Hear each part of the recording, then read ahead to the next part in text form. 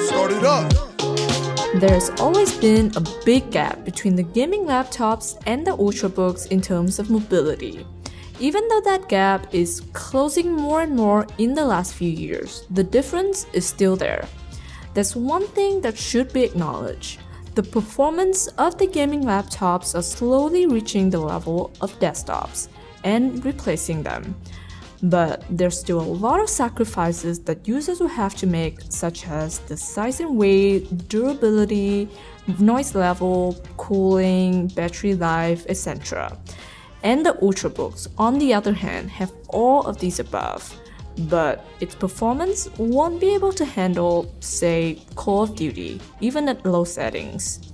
And Asus is the first manufacturer that managed to tighten this gap more than it ever was. This is the Zephyrus G14, Asus 14-inch gaming laptop, weighing at only 1.7 kilograms, right at the level of an ultrabook. But it's packed inside AMD's 8-core CPU, Ryzen 7 4800HS, GTX 1660 Ti Max-Q graphics card, and a 2K display.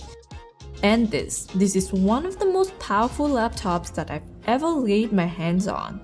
And trust me, it won't be easy to believe the things that this laptop is capable of in its price range. Okay, I'm gonna first get into performance, the most important thing on this machine. Also the thing that impresses everyone when they first look into it. It's true that no other manufacturers is brave enough to bring such a high level of performance onto such a small and light machine. But this thing, the Zephyrus G14, has done that, and it has done that very well. It delivers the whole level of power that you would expect with the Ryzen 7 4800HS. 8-core, 16 threads, single-core clock speed boosts up to 4.3 GHz. The TDP is only at 35 watts, yet the performance it delivers during benchmarking with Cinebench R15 is super impressive.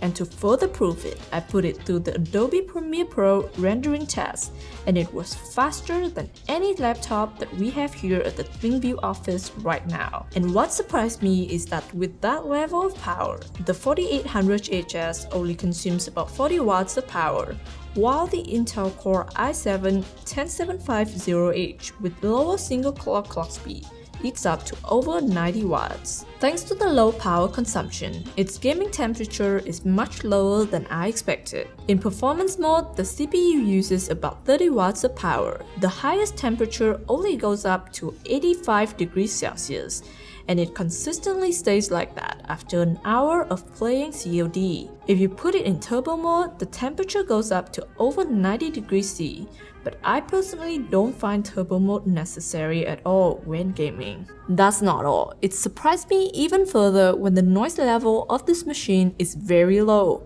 You could even say quiet. I can comfortably game for hours with this without a headphone.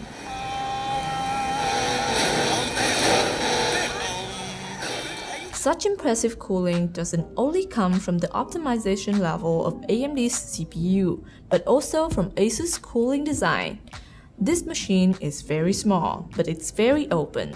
It has air vents on both sides, an open and reasonable venting system at the bottom, and behind the base panel, Asus has a dual-way venting design. One steers the hot air upwards and one downwards. I was concerned at first because the hot air blowing upwards could affect the display, but when I tested with the thermometer, it says very cool. The hot air blows straight upwards, not angled towards the screen. So there you go, you can comfortably game on this without having to worry about its temperature. It's clear that Asus had some very thorough and careful calculations for their flagship. It's totally not just about putting powerful hardware in it. And for all the things that this machine is capable of, you're probably imagining a 4 to 5 kilograms gaming beast. But remember, this is only 1.7 kilograms. It's great that it's so light, but what's even greater is that it's also super sturdy. The whole thing is made from aluminum and magnesium alloy, with a sort of a textured finish on the surface, which feels great to the touch and also prevents it from accumulating dirt. I like the feeling of going to work with this machine. Sometimes I would hold it with one hand, walking around and then put it on my lap and work, treating it exactly how I would with an Ultrabook. And for a couple moments there, I forgot that on my lap is the most powerful 14-inch laptop in the world. Half of the top cover is lit up with 1,215 mini LEDs. I mean, this is just so Asus, being creative in ways that no one could ever think of. You could put tags in here or images, anything goes really. And talking about standing out in a cafe, everyone looks like literally at these sparkling LEDs. You can also control the brightness of these lights to customize your design. So cool. And no matter how bright it is during the day, you can still clearly see them on this white background. But one thing that concerns me is that dirt would probably get in these tiny holes and there's no easy way to clean it out. Especially if you're living in an area with polluted air like I am and you bring your laptop out a lot, I don't think that it could still look this good after a few months. But well, Asus did give you a very nice bag to keep your baby safe and clean.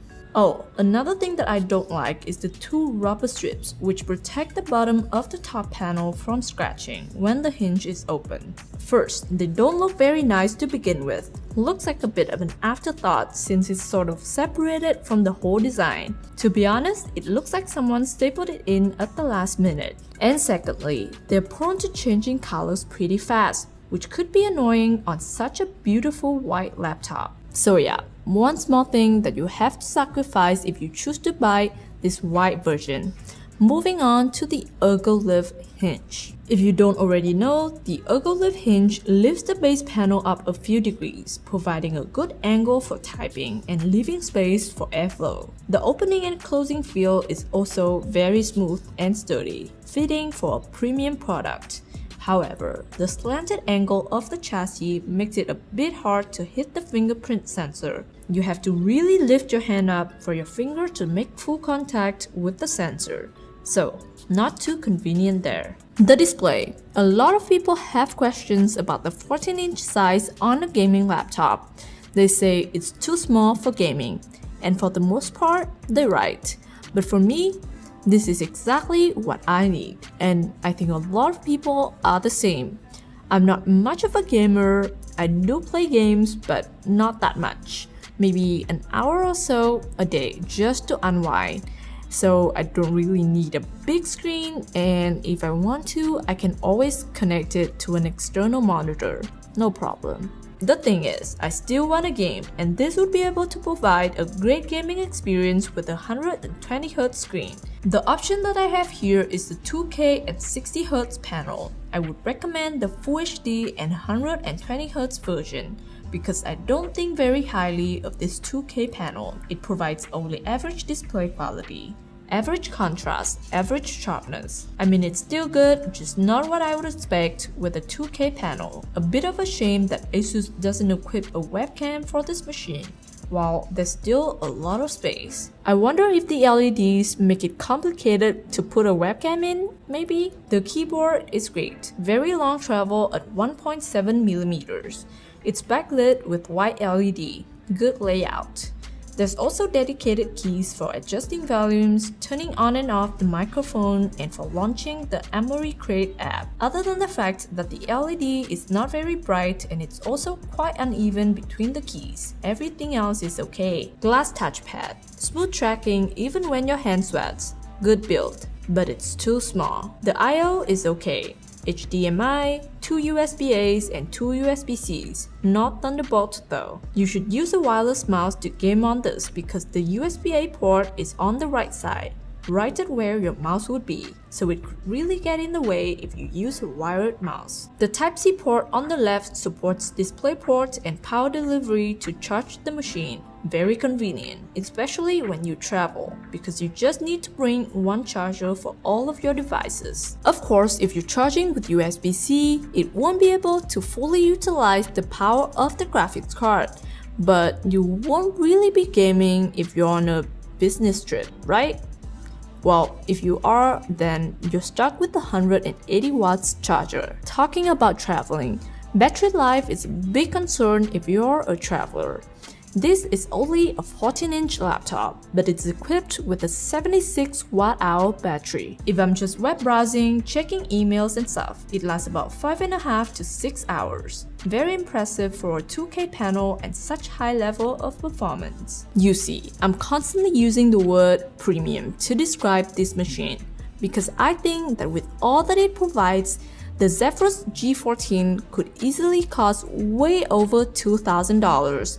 But no, this only starts at around $1,300 US. While there are small details that could be better, this is still a product that is worth every penny that you fork out if you're someone who needs a high-performance laptop in a lightweight yet durable shell to serve your working purposes, but also possesses the top-notch factors to meet your recreational gaming needs, such as a high refresh rate display and a deeply creative design. You don't even need to be a gamer to buy this laptop, because its price is just so reasonable for the design quality and using experience that it delivers. I can confidently say that the Zephyrus G14, a product of the cooperation between Asus and AMD, has set a new standard for the contemporary gaming laptop.